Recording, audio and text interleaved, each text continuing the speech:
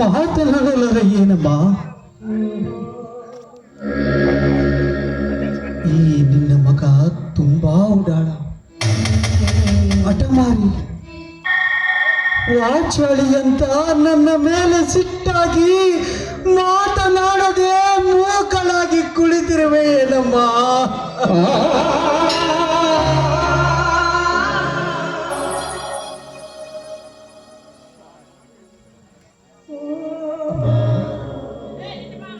ಮಮತೆಯಿಂದ ಬೆಳೆಸಿದ ಮಾತೆ ನಿದ್ದೆ ಅಂತ ಹಠ ಮಾಡಿ ವಾದಿಸುತ್ತಿದ್ದೆ, ವಾಚಾಳಿತನ ಮಾಡುತ್ತಿದ್ದೆ. ಈಗ ನಾನು ಯಾರ ಮುಂದೆ ಹಠ ಮಾಡಲಮ್ಮ, ಯಾರ ಮುಂದೆ ಹಠ ಮಾಡಲಿ?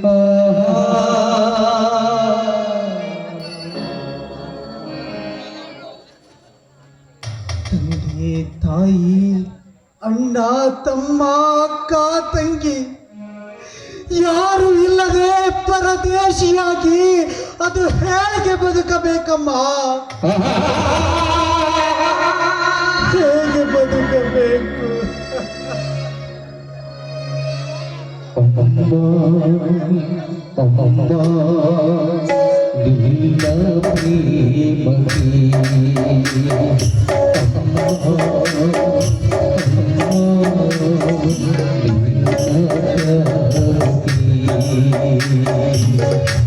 ಸರಿ ಸಾಟಿ ಯಾರೂ ಇಲ್ಲ,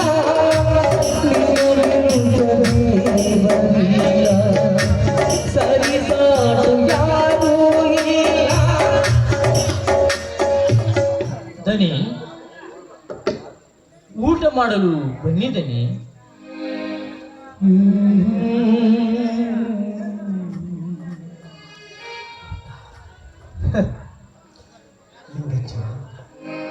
ಅದೇಕೋ ನನಗೆ ಹಸಿವಿಲ್ಲ, ನೀನು ಊಟ ಮಾಡು ಹೋಗು ಲಿಂಗಚ್ಚ.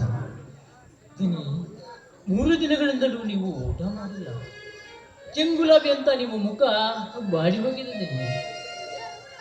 ಊಟ ನಿದ್ರೆ ಇಲ್ಲದೆ ಸದಾ ಚಿಂತೆಯಲ್ಲೇ ಮುಳುಗಿಬಿಟ್ಟರೆ ನಿಮ್ಮ ಗತಿಯೇನು ದನಿ?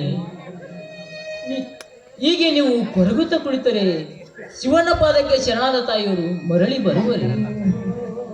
ನೀವು ವಿದ್ಯಾವಂತರು, ವಿಚಾರಶೀಲರು, ನೀವೇ ಈ ರೀತಿ ಮಾಡಿದರೆ ನಮ್ಮ ಗತಿ ಏನು ದನಿ? ನನ್ನ ಹೆತ್ತವ್ವನ ಜೊತೆಯಲ್ಲೇ ಆ ದೇವರು ನನ್ನನ್ನು ಕರೆದುಕೊಂಡು ಬಿಟ್ಟಿದ್ದಾರೆ. ಅಂತ ಮಾತನಾಡಬೇಡಿದ್ದೀನಿ. ನಿಮ್ಮಿಂದಲೇ ಈ ಮನೆಯ ಕೀರ್ತಿ ಕಂಗೊಳಿಸಬೇಕು ದನಿ, ಕಂಗೊಳಿಸಬೇಕು. ನಿಮ್ಮಿಂದಲೇ ಈ ಮನೆಯ ವಂಶದೀಪ ಬೆಳಗಬೇಕು ದನಿ, ಬೆಳಗಬೇಕು. ನನ್ನ ತಾಯಿಯವರು ಕೂಡ ಪದೇ ಪದೇ ಇದೇ ಮಾತನ್ನ ಹೇಳುತ್ತಿದ್ದರು. ನೀನು ಈ ಮನೆಯ ನಂದಾದೀಪವಪ್ಪ, ನನಗಿರುವುದು ನೀನೊಬ್ಬನೇ ಕೊಡಬೇಕು. ಬೇಗನೆ ನಿನಗೆ ಮದುವೆ ಮಾಡಿ ನಿನ್ನ ಸತಿಯೊಡನೆ ಸಂತೋಷದಿಂದಿರುವುದನ್ನು ಕಣ್ತುಂಬ ಕಾಣಬೇಕು. ಮಗನನ್ನು ಎತ್ತಿಕೊಂಡು ಮುದ್ದಾಡಬೇಕು. ನನ್ನ ತಾಯಿ ತಾನು ಕಟ್ಟಿದ ಕನಸು ನನಸಾಗುವ ಮುನ್ನವೇ ಈಗ ಲೋಕದಿಂದ ದೂರಾದ ನಾನು ಯಾರಿಗಾಗಿ ಬದುಕಬೇಕು? ಏತಕ್ಕಾಗಿ ಬದುಕಬೇಕು? ನನ್ನ ಸುಖ ಸಂತೋಷ ಕಂಡು ಆನಂದ ಪಡುವವರು ಯಾರಿದ್ದಾರೆ ಈ ಜಗತಿ? ನೀನೇ ಹೇಳು. ಏಕಿದೆನಿ ನಾನಿಲ್ಲವೇ? ನಿಮ್ಮ ಹೊರ ಹುಟ್ಟಿದ ತಮ್ಮಗಿಂತೂ ಹೆಚ್ಚಾದ ರವಿ ಇಲ್ಲವೇ? ಹೋಗಲಿ, ನಿಮ್ಮ ಕೈ ಹಿಡಿದು ಬಹಳ ಸಂಗಾತಿಯಾಗುವ ನಿಮ್ಮ ಪ್ರೀತಿ ಲತಾ ಇಲ್ಲವೇ? ನನಗೆ ಎಲ್ಲ ಗೊತ್ತುದನಿ. ನೀವು ಆ ಹುಡುಗಿಗೆ ಬರೆದ ಪ್ರೇಮ ಪತ್ರ, ಆ ಹುಡುಗಿ ನಿಮಗೆ ಬರೆದ ಪ್ರೇಮ ಪತ್ರ ಎಲ್ಲ ನೋಡಿದ್ದೇನೆ. ಲಿಂಗಜ್ಜ, ಅದು ಪ್ರೇಮ ಪತ್ರವಲ್ಲ, ಸಾಹಿತ್ಯದ ವಿಮರ್ಶೆ. ಮತ್ತೆ ಮತ್ತೆ ಅದೇನೇ ಇರಲಿ ದನಿ, ಆ ತಾಯಿ ಸಾಕ್ಷಾತ್ ಲಕ್ಷ್ಮಿ ಇದ್ದಾಗೆ. ಬೇಗ ನೀವು ಅವಳ ಕೈ ಹಿಡಿದು ಈ ಮನೆಗೆ ಕರೆ ತಂದು ಬಿಡಿ. ಆಗ ನೋಡಿದ್ದೇನೆ, ಈ ಮನೆ ಸ್ವರ್ಗದನಿ, ಸ್ವರ್ಗ. ಆಗಲಿ ಹಿರಿಯನಾದ ನಿನ್ನ ಆಶೀರ್ವಾದ ನನ್ನ ಮೇಲಿದ್ದರೆ ಸಾಕು. ನನ್ನ ಬಾಳು ಬಂಗಾರವಾಗುವುದರಲ್ಲಿ ಸಂದೇಹವೇ ಇಲ್ಲ. ಹಾಗಾದರೆ ಬನ್ನಿ ಊಟಕ್ಕೆ. ಅಯ್ಯೋ ಲಿಂಗಜ್ಜ, ಲಿಂಗಜ್ಜ, ನನಗೇಕೋ ಹಸಿವಿಲ್ಲ. ನಾನು ರಾತ್ರಿ ಊಟ ಮಾಡ್ತೇನೆ. ಬೇಕಿದ್ರೆ ನಿನ್ನ ಸಂತೋಷಕ್ಕಾಗಿ ಒಂದು ಗ್ಲಾಸ್ ಹಾಲು ತೆಗೆದುಕೊಂಡು ಬಾ, ಕುಡಿತೇನೆ. ಆಯ್ತು ಬನ್ನಿ, ತೆಗೆದುಕೊಂಡು ಬಾ.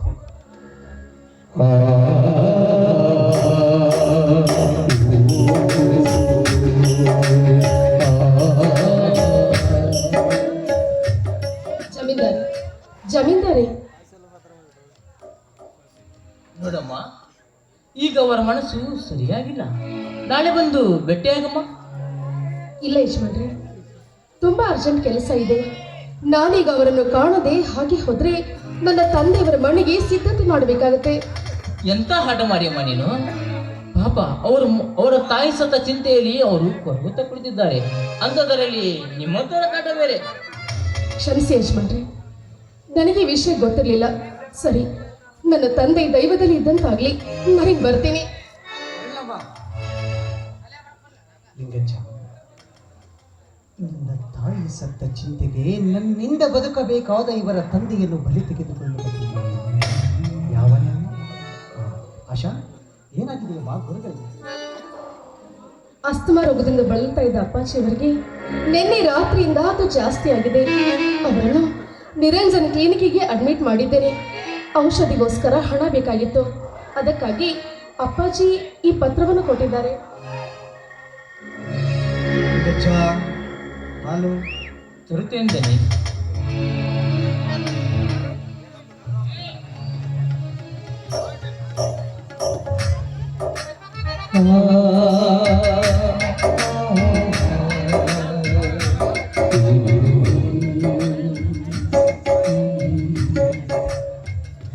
ಚಚೆ, ಎಂತ ಮಾತು ಸರ್, ಇದೆಂತ ಮಾತು?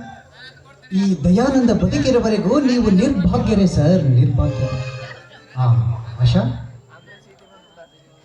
ತೆಗೆದುಕೊಳ್ಳಮ್ಮ ಈ ಹಣ. ನೋಡಮ್ಮ, ನಾನು ನಾಳೆ ಬಂದು ಗುರೂಜಿಯವರನ್ನ ಕಾಣ್ತೇನೆ ಅಂತ ಹೇಳೋಣ. ತುಂಬಾ ಉಪಕಾರವಾಯ್ತು. ನಾನಿನ್ ಬರ್ತೀನಿ ಜಮೀನ್ದಾರೆ. ಆಶಾ, ಲಿಂಗಜ್ಜ, ಆಶಾ, ಹಾಲು ಕೊಡ್ತೀನಿ. ಬೇಡಿ, ಹಾಲು ಕುಡಿದಕ್ಕಿಂತ ಹೆಚ್ಚು ಹೊಟ್ಟೆ ತುಂಬಿದೆ.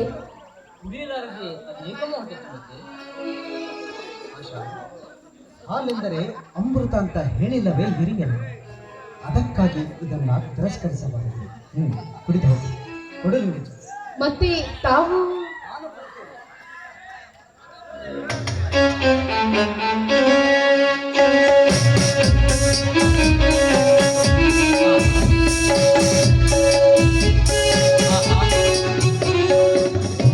ನಮ್ಮಪ್ಪ ದನಿ ಅಂತೂ ಹಾಲು ಕುಡಿದೆ ಅಲ್ಲಪ್ಪ. ಇವತ್ತು ಬಹಳ ಸಂತೋಷವಾಯಿತು ಈ ಮುದುಕನಿಗೆ.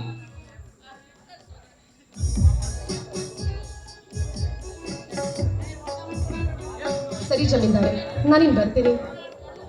ನಾನು ದಯಾನಂದ, ದಯಾನಂದ ಅಂತ ಕರೆದ್ರೆ ಸಾಕು. ಎಷ್ಟೇ ಆದ್ರೂ ತಾವು ದೊಡ್ಡ ಜಮೀನ್ದಾರಲ್ವೇ? ಅದೆಲ್ಲ ನಮ್ಮ ತಾತ ಮುತ್ತಾತನ ಕಾಲದಲ್ಲಿ. ಸರಿ ದಯಾನಂದ್, ನಾನಿನ್ ಬರ್ತೇನೆ. ಹೋಗಿ ಬನ್ನಿ ಆಶಾ.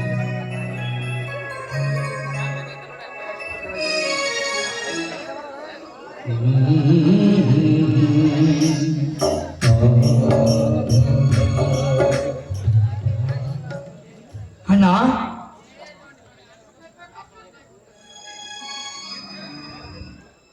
ಇದೇ ರೀತಿ ಅದೆಷ್ಟು ದಿನ ಮರಗುವುದು ಅಂತ ನೀನು ಈ ರೀತಿ ಮಾಡ್ತಾ ಹೋದರೆ ನಿನ್ನ ಆರೋಗ್ಯದ ಗತಿ ಏನು? ನಿನ್ನನ್ನೇ ನಂಬಿದ ನನ್ನ ಗತಿ ಏನು?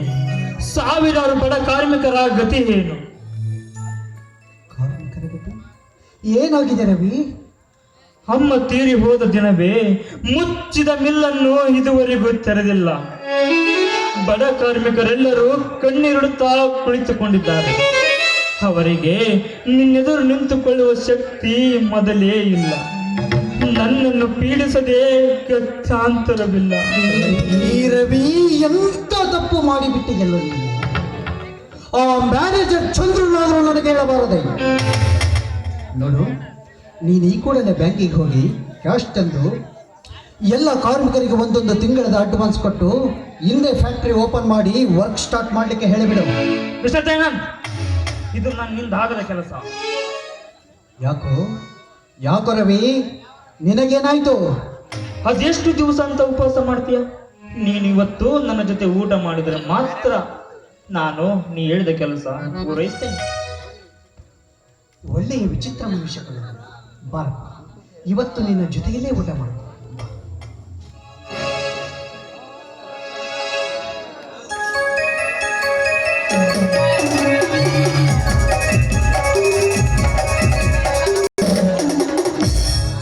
ಓಹೋ, ಏನೇ ಆಶಾ, ಇತ್ತ ಕಡೆ ಎಲ್ಲಿ ಹೊರಟಿದ್ದೆ?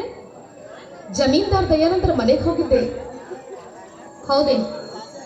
ಏಕೆ ಮಾಡಿಸ್ಕೊಂಡು ಬಾ ಅಂತ ಗುರೂಜಿ ಅವರು ಕಳುಹಿಸಿಕೊಟ್ಟಿದ್ರೇನು? ಇಲ್ಲಲ್ಲಪ್ಪ, ಅಪ್ಪಾಜಿಯವರ ಮೈಯಲ್ಲಿ ಹುಷಾರಿಲ್ಲ.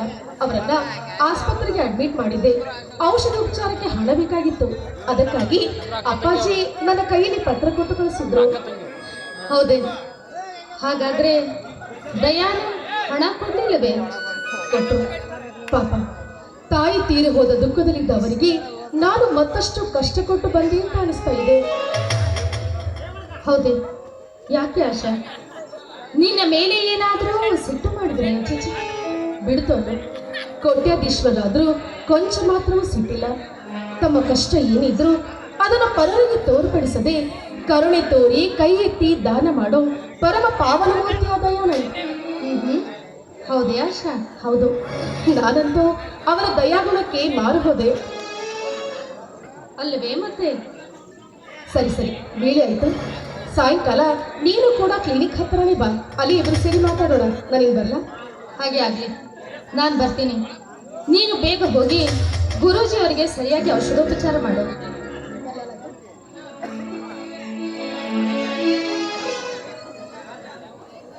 ಆಶಾ ನನ್ನ ಜೀವನದ ಗೆಳತಿ, ಬಾಲ್ಯದಿಂದಲೂ ಒಡನಾಡಿದವಳು.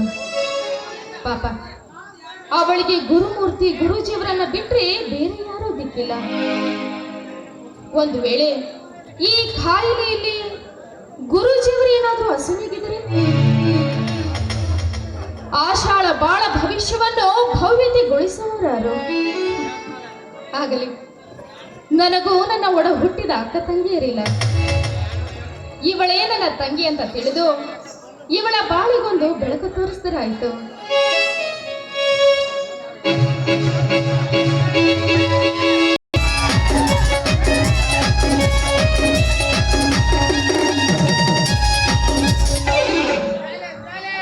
ಅರೆ ಹುಡುಗಿ ಮಿಸ್ ಕಾಲು ಮಾಡೈತಿ.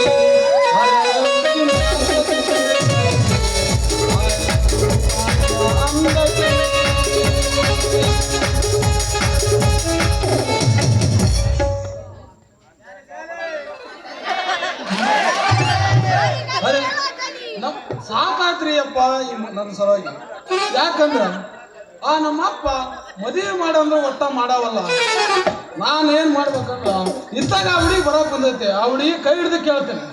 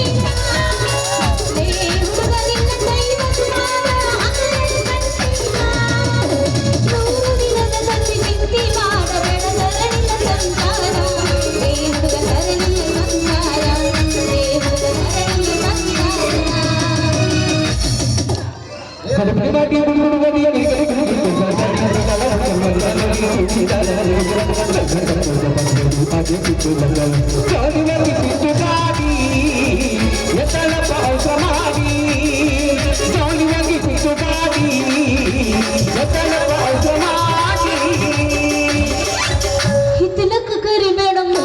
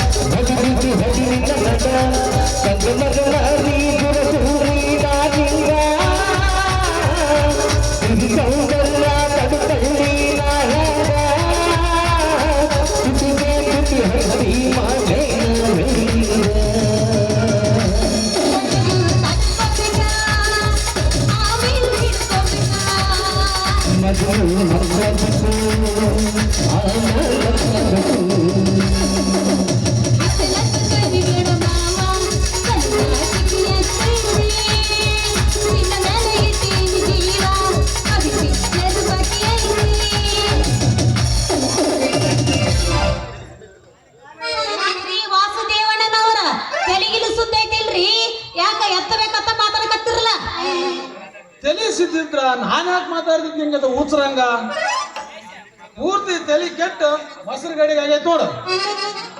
ಅಯ್ಯಯ್ಯೋ ಹಂಗಾದ್ರೆ ನಿಮ್ದು ತಲೆ ಸುದ್ದಿಲ್ರಿ ನಾ ಎಲ್ಲಿ ನಿಮ್ಮ ಅಪ್ಪನ ಆಟ ತಲೆ ಸುದ್ದಿರ ಅಂತ ತಿಳ್ಕೊಂಡಿದ್ನಲ್ರಿ ಹಾ ನಮ್ಮ ಅಪ್ಪನ ತಲೆ ಕೆಟ್ಟೈತ ಅದು ನಿನಗೆ ಹೆಂಗ್ ಗೊತ್ತಾಯ್ತು? ಏ ಏನ್ ಮಾತಾಡ್ತಿದ್ರಿ ನನಗೆ ಹೆಂಗ್ ಗೊತ್ತಾದಂತ ಕೇಳ್ತಿರಲ್ರಿ ದಿನಾ ಬೆಳಕಾದ್ರ ಸಾಕ್ರಿ ಅವ್ರು ನಿಮ್ಮ ಮನೆಗೆ ಹಾಲು ಕೊಡಕ್ ಬರ್ತೀನಿ ನಿಮ್ಮ ಅಪ್ಪ ಮೂದೋಡೆ ಅದಾನ ಹೇಳಕ್ ಒಲ್ಲೆ ನಾನು ಅವನ ಕೂದ ಎಲ್ಲಿ ಬೇಕಾದಲ್ಲಿ ಬೆಳಗಾಗ್ಯವ್ರಿ ಬೆಳಕಾದ್ರ ಸಾಕು ಮುಂಜಾನೆ ಎದ್ಕೊಳಕ ಕಲರ್ ಹಚ್ಕೊತಿರ್ತಾನ್ರಿ ಕಲರ್ ನಿಮ್ಮ ಅಪ್ಪ ನಮ್ಗೇನ್ ಅಷ್ಟು ಗೊತ್ತಿಲ್ಲ ಅಂತ ತಿಳ್ಕೊಂಡ್ರಿ ಈಗ ಗೊತ್ತಾತ್ರಿ ನಮ್ಮ ಅಪ್ಪನ ಗೊತ್ತಂತ ಅದಕ್ಕ ನನಗ ಮದುವಿನ ಮಾಡವಲ್ಲ ಆ ಮುದುಕ.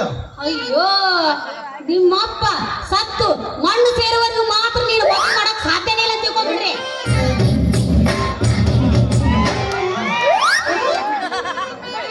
ಅದು ಸುದ್ದಿ ಹೋಗ್ಲಿ ಬಿಡು ಲಾವಣ್ಯ. ಹೇಳು ನಿಮ್ಮ ಅಪ್ಪನ ಹಾನಿ ಮಾಡಿ ಹೇಳು ನಾನು ಮದುವೆ ವಯಸ್ಸಿಗೆ ಬಂದಿನೋ ಇಲ್ಲ ಅಂತ. ಆ ಇದು ಒಳ್ಳೆ ಕರ್ಮ ಬಂತಲ್ಲ ನನಗೆ ಹೆಂಗ್ ಗೊತ್ತಾಗ್ಬೇಕು ನೀನು ಮದುವೆ ವಯಸ್ಸಿಗೆ ಬಂದಿದ್ದು ಅಂತೀನಿ ಅಲ್ಲ ಲಾವಣ್ಯ ನೀನು ನನ್ನ ನೋಡಿ ಹುಡುಗಾಟ ಮಾಡಬೇಡ. ನಾನು ಮದುವೆ ವಯಸ್ಸಿಗೆ ಬಂದಿಲ್ಲ ಇಲ್ಲ ಹೇಳಿಲ್ಲ. ಅದ ಹೆಂಗ್ ಹೇಳಿ ಅಂತೀನಿ ನೀ ವಯಸ್ಸಿಗೆ ಬಂದಿದ್ದ ನನಗೆ ಹೆಂಗ್ ಗೊತ್ತಾಗಬೇಕು ಅಂತೀನಿ ಏ ಲಾವಣ್ಯ ಲಾವಣ್ಯ ಈ ಹುಡುಗ ಮೂಗಿನ ಕೆಳಗ ಸಣ್ಣ ಚಿಗುರಿ ಮೀಸಿ ಬಂದವಲ್ಲ ನೀನು. ಏ ಹೋಗಪ್ಪ ನಂಗೆಲ್ಲ ಹಂಗೆಲ್ಲ ಮುಟ್ಟಕ್ ನಾಚಿಕೆ ಬರ್ತ ಬೇಕಾದ್ರೆ ನೀನ ಕೈ ಹಚ್ಕೊಂಡು ನೋಡ್ಕೊ ಅದು ಕರೆಯನ ಆಯ್ತು ಬಿಡು. ಯಾಕಂದ್ರ ನಮ್ದು ನಾವ ಕೈ ಹಿಡಿಸ್ಕೊಂಡ್ರೆ ಗೊತ್ತಾಗತ್ತೆ. ಏನು ಮಸ್ತ್ ಕಾಣ್ತಿ ಲಾವಣ್ಯ. ಇದಾ ಊರುಪ್ನ್ಯಾಗ ನೀನು ಒಂದು ಸಾಂಗ್ ಹಾಕ್ಬಿಡು. ಹಂಗ ಮುಂದ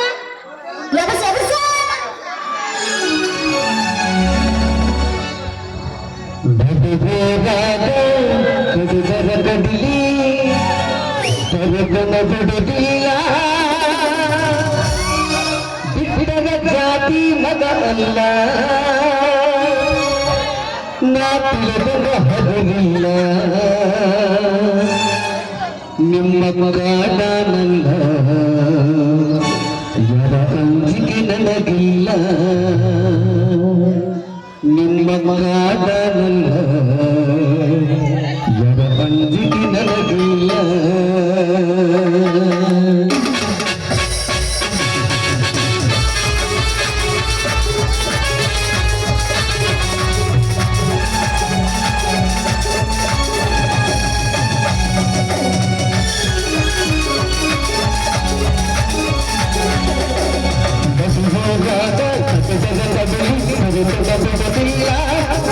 ಜಾತಿ ಮಗ ಅಲ್ಲ ನಾ ತಿಳಿದ ಹರಿಲ್ಲ ನಿಮ್ಮ ಮಗಾನಂದ ಯರ ಅಂಜಿಕೆ ನನಗಿಲ್ಲ ನಿಮ್ಮ ಮಗಾನಂದ ಯರ ಅಂಜಿಕೆ ನನಗಿಲ್ಲ ನಮ್ಮ ಹೇಳಿಲ್ಲ ಜಲದಿ ನೋಡಿ ಬಂದಿಲ್ಲ ಸಜ್ಜಾದಿ ಈ ನನ್ನ ಏನಾಗಲಿ ಜಗತ್ತಿಲ್ಲ ನಂಬಲ್ಲ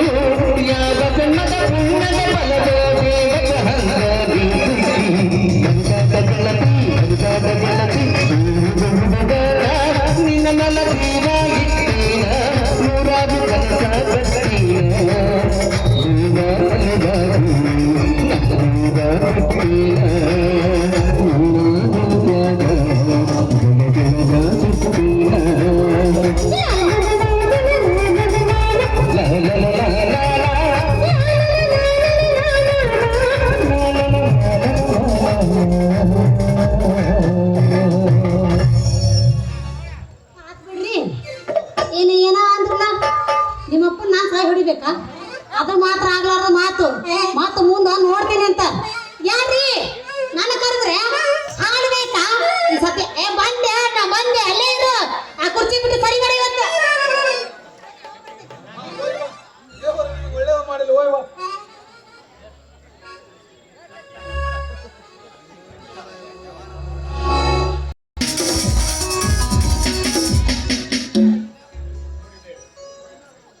ನೋಡಿದೆ ನಿನ್ನೆ ದಿನ ನಮ್ಮ ಅಣ್ಣನ ಎದುರು ನನ್ನ ಅಂತರಂಗದ ಅಭಿಲಾಷೆಯನ್ನು ತಿಳಿಸಿದೆ.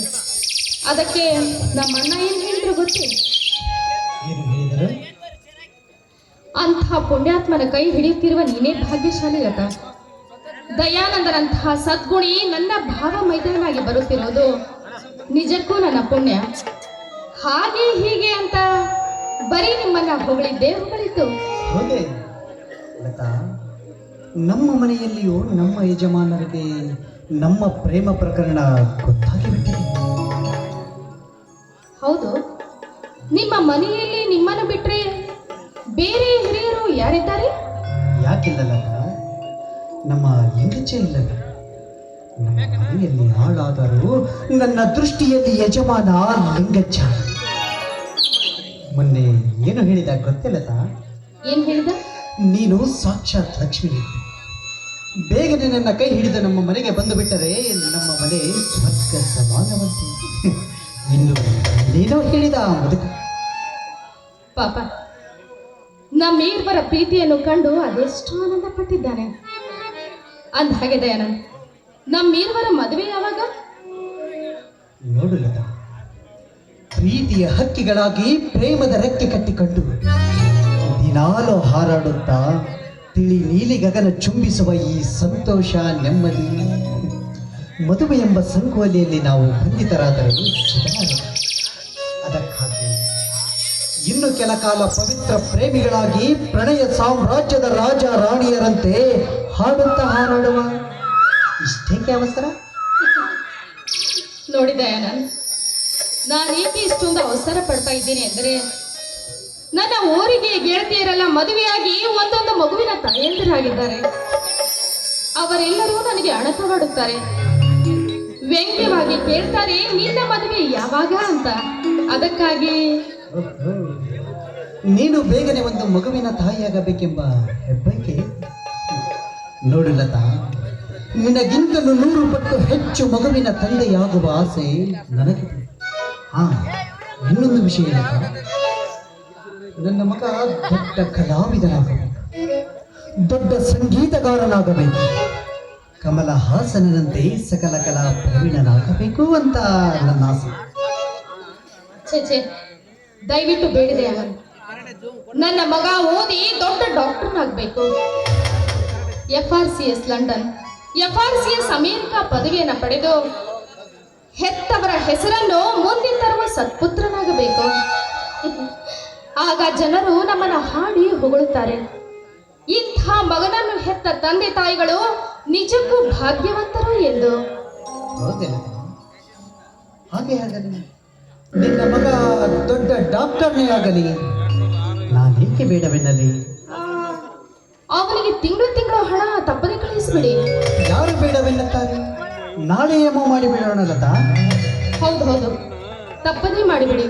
ಹೇ ಲತಾ, ಯಾರಿಗೆ ಹಣ ಕಳಿಸಲಿ? ಎಲ್ಲಿದ್ದಾನೆ ನಿನ್ನ ಮಗ? ಯಾಕೆ ಲತಾ ನಾಚಿ ನೀರಾದೆಯಲ್ಲ? ಲತಾ, ನಿನ್ನ ಈ ಸುಂದರ ಕನಸು ಶೀಘ್ರದಲ್ಲೇ ನನಸಾಗುವ ಏರ್ಪಾಡು ಮಾಡುತ್ತೇನೆ. ಆಗಲಿ, ನಿಮಗೆ ತಿಳಿದಂತೆ ಮಾಡಿಬಿಡಿ. ಈಗಲಾದರೂ ಅರಿತಿಯ ಲತಾ, ಮಾನವ ಜೀವಿ ಎಷ್ಟು ಸ್ವಾರ್ಥಿ ಎಂಬುದು. ಪ್ರತಿಯೊಬ್ಬರಿಗೂ ಮದುವೆಯಾಗಬೇಕು, ಮಕ್ಕಳನ್ನು ಹೆತ್ತು ವಿದ್ಯಾವಂತರನ್ನಾಗಿ ಮಾಡಬೇಕು, ಕೀರ್ತಿ ಗೌರವದಿಂದ ಮೆರೆಯಬೇಕು ಎನ್ನುವ ಆಸೆ ಮನೆ ಮಾಡಿರುತ್ತದೆ. ಆದರೆ ಅದರಲ್ಲಿ ಆಸೆ ಈಡೇರಿ ಗುರಿ ಸಾಧಿಸುವುದು ಅವರವರ ಹಣೆ ಬರಹ. ದಯಾನಂದ್, ಆ ಭಗವಂತ ಬಲು ಬುದ್ಧಿವಂತ. ಎಲ್ಲದಕ್ಕೂ ಕೊನೆ ಎಂಬುದನ್ನು ಇಟ್ಟು ಆಸೆ ಎನ್ನುವುದಕ್ಕೆ ಕೊನೆಯೇ ಇಲ್ಲದಂತೆ ಮಾಡ್ಬಿಟ್ನಲ್ಲ ಅಂತ. ಅಂತೆ ಮಾನವರು ಆತನಿಗೆ ದಯಾಮಯಿ, ಕರುಣಾಳು ಎಂದು ಕೈ ಜೋಡಿಸುತ್ತಾರೆ. ಅದೇನೇ ಇರಲಿ, ಆದಷ್ಟು ಬೇಗನೆ ನೀವು ನಮ್ಮ ಮ್ಯಾರೇಜಿಗೆ ಅರೇಂಜ್ಮೆಂಟ್ ಮಾಡಿಬಿಡಿ. ಯಾಕೆ ಲತಾ, ಮದುವೆ ಅಂತ ಇಷ್ಟ ಅವಸರ ಪಡ್ತೀಯ? ಗೊತ್ತಾಯ್ತು. ಗಂಡಿನ ಮನ ಚಂಚಲ, ಹೂವಿನಿಂದ ಹೂವಿಗೆ ಹಾರುವ ಚಪಲ. ನನಗಿಂತಲೂ ರೂಪಸಿಯಾದವಳನ್ನು ಕಂಡರೆ ನನಗೆ ಕೈ ಕೊಡಬಹುದು ಎನ್ನುವ ಅನುಮಾನ ಅಲ್ಲವೇ? ಹೌದು, ಮತ್ತೆ ಲತಾ, ಅದೆಂದಿಗೂ ಸಾಧ್ಯವಿಲ್ಲ. ಮಾಮರಕ್ಕೆ ಹಬ್ಬಿದ ಮಲ್ಲಿಗೆ ಮಧುವನ್ನು ಹೀರುವ ಈ ದುಂಬಿ ಎಂದಾದರೂ ಕಳ್ಳೆಯ ಮೇಲೆ ಹಬ್ಬಿದ ಬಳ್ಳಿಯೂ ಹಾಸ್ಯ ಪಡಬೇಕು. ಅದೆಂದಿಗೂ ಸಾಧ್ಯವಿಲ್ಲ. ನೀನು ನನ್ನ ಬಾಲ್ಯ ಗೆಳತಿ, ನನ್ನ ಸುಖ ದುಃಖದಲ್ಲಿ ಭಾಗಿಯಾಗುವ ಸತಿ. ಹೌದೇ ರಾಜ? ಹೌದು ರಾಣಿ.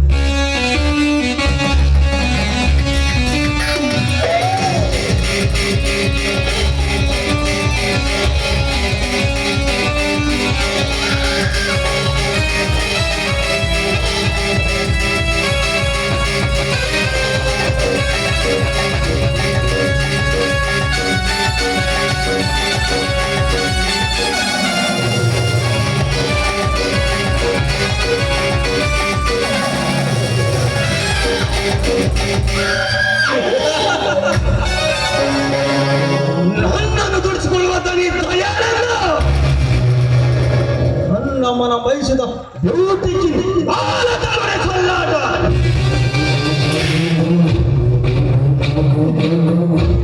ಒಂದು ಸಿರಿತನದ ಸ್ವಚ್ಛಿನಲ್ಲಿ ಹಾರಾಡುವ ಹಕ್ಕಿಗಳ ಜೋಡಿಯನ್ನು ಭಾಗ ಮಾಡುವ ನಾನಾಗದಿದ್ದರೆ ಹೊಲಿ ತೆಗೆದುಕೊಳ್ಳಲೇಬೇಕು. ನನ್ನ ಈ ವಿಷ ತುಂಬಿದ ಒಬ್ಬನಿಗೆ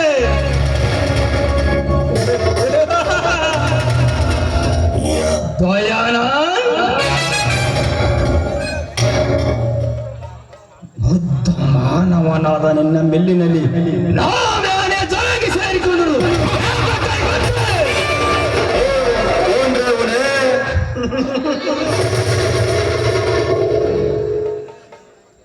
ಮಸ್ತಜ್ಜಿತನದಿಂದ ನಿನ್ನ ಮನೆ ಮರೆದು ನೀ ಪ್ರೀತಿಸಿ ಕೈ ಹಿಡಿದು ಮನೆ ತುಂಬಿಸಿಕೊಳ್ಳುವ ನನ್ನ ಮನದರ್ಶಿಯನಾಗಿ ಮಾಡಿಕೊಳ್ಳುವುದಕ್ಕಾಗಿ ಮಿಸ್ಟರ್ ದಯಾನಂದ್ ಈ ಚಂದ್ರ ನಿರ್ಮಿಸಿದ ಚಕ್ರ ಎಂಬುದನ್ನು ಬಿದ್ದು ಒತ್ತಾಡಬೇಕು ನೀನು.